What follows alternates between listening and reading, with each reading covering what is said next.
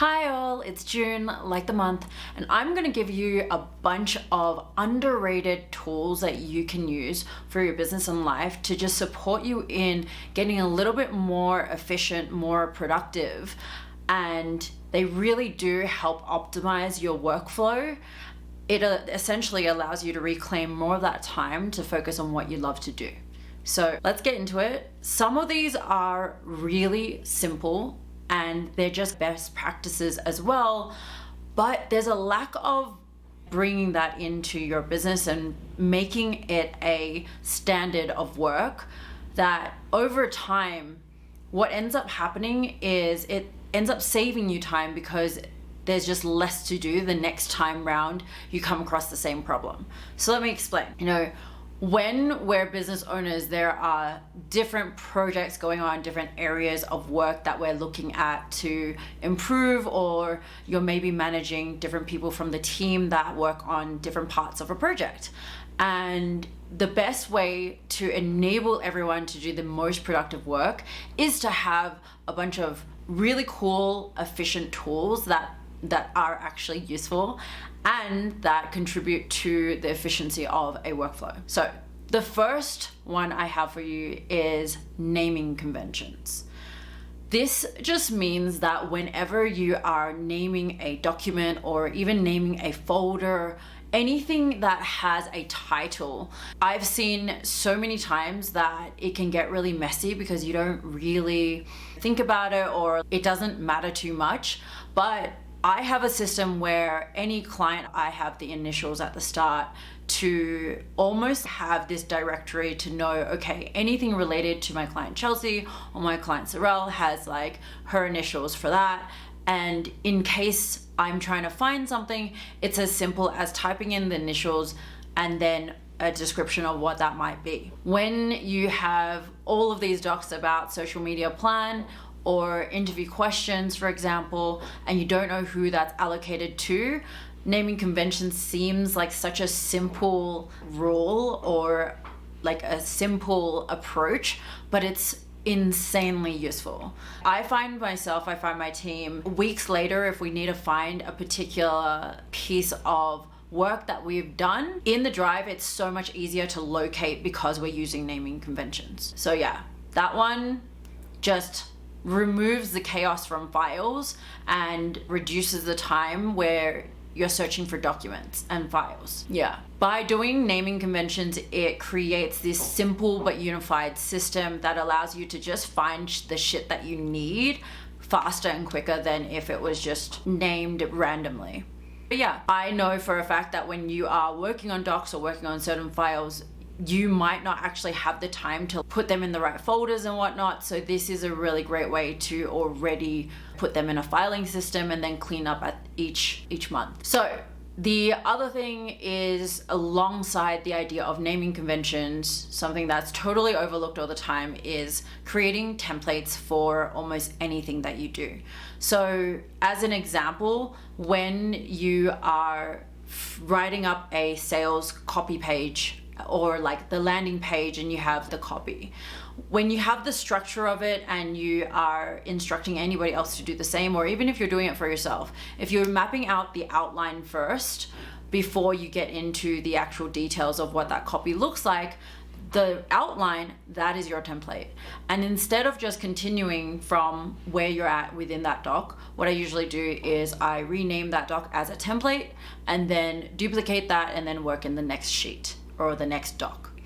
That way you've already got a template, so you don't have to go back and duplicate the same one and remove all the information, but you've actually already got it. I also use templates for ClickUp, so any project management, and I use templates for anything. Even in your Gmail, you have the ability to add in templates for your emails, and for anything that you have to type up more than once, I love using a template form.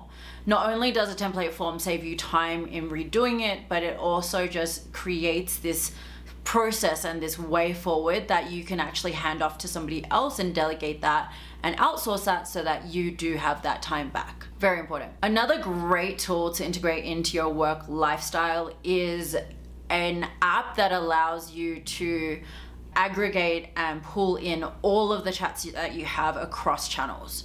I love this because I don't know about you, but whenever I'm contacting somebody, it might be through Instagram, it might be through WhatsApp, it might be through Telegram, and there are just so many messaging platforms that we do use that it's sometimes I don't like opening up all of them in a day. So this app actually just pulls in the conversations that you're having all into one interface, which is so useful. I have a system though where I try to make sure that trying to create that balance between business and work. There are certain platforms that I use for work versus for personal. So I try to keep those separate still. Okay. One of those tools that you can use is one called Beeper, and I'll link that in the description below. But that just consolidates all of the chats into that one application so that you can not have 5 tools open just to chat to people. Quick side note on this. Communications through a chat platform really promote it does promote great conversation, and it allows you to speak to somebody more openly versus waiting until that email is sent. So I do suggest using a chat platform when it comes to even working with your projects, your clients, your team. However, it's always maintain the work and the project and the threads of what is required for work itself within a project management tool. Too often have I seen businesses being run just through a chat platform, and I can tell by just the inefficiencies, and I've done it before, where it doesn't actually support you in saving that time. You think it's easier because it's a more immediate response, but by creating a system within a project management tool that not only promotes clarity and transparency across projects and what is required for each task or each part of a project, but it also helps you cultivate a great team culture where you're not micromanaging anybody and you just have absolute visibility and trust that things are working. So, quick side note, I will absolutely dive into project management as a whole in a different video, only because it's such a larger topic where I think it's super important to cater for your work style and how you already work. It's no use me suggesting one that doesn't actually integrate with your work style. Cool? But in saying that, my favorite is still ClickUp. All right, next. Yeah, the last 2 that I have, Google Drive and Google Suite, is, I think, still underused and underrated. There is not just the ability of cloud documents and cloud worksheets. There's also Google Forms, for example, that you can use to capture lead information or even filter through applications, and that's part of having a Gmail. So the Google Suite and the Google Drive itself, I think, are underrated. I also suggest that when you do have a Google Drive, it is so important to just have one shared folder and make that the mothership of the folder that everything lives within, just so that whenever you are working with your team and you're granting access, you won't have any access denied issues. That's one of my pet peeves, and I absolutely hate it when that happens. So knowing that everything is always within the folder that is absolutely shared will eliminate that problem for you. Cool. Now the final one that I want to mention is the Apple devices, the Apple ecosystem. Hate on it as much as you like. The reality of why they created it that way is for ultimate accessibility and usability. And there's so many parts of the Apple cloud ecosystem that help me be as efficient as possible, whether or not that's as simple as using cross devices and making sure I'm on the cloud where all of my things are backed up and I can see photos immediately, or airdrop things quite instantly without any loss in quality of the photo or the file. And not only that, I use like command copy and paste, like just across platforms, instead of having to like then send it over to yourself. That in itself already saves, yes, it's only like maybe 5 seconds each time, but the more that you use it, the more that compounds, and it's just become such a simple way of life. It's great. The other really quick one is an absolute favorite of mine is keyboard shortcuts through Apple as well. I have my website as JA Web, and it always comes up. I'm always sharing my website link. I'm always sharing my email, my address.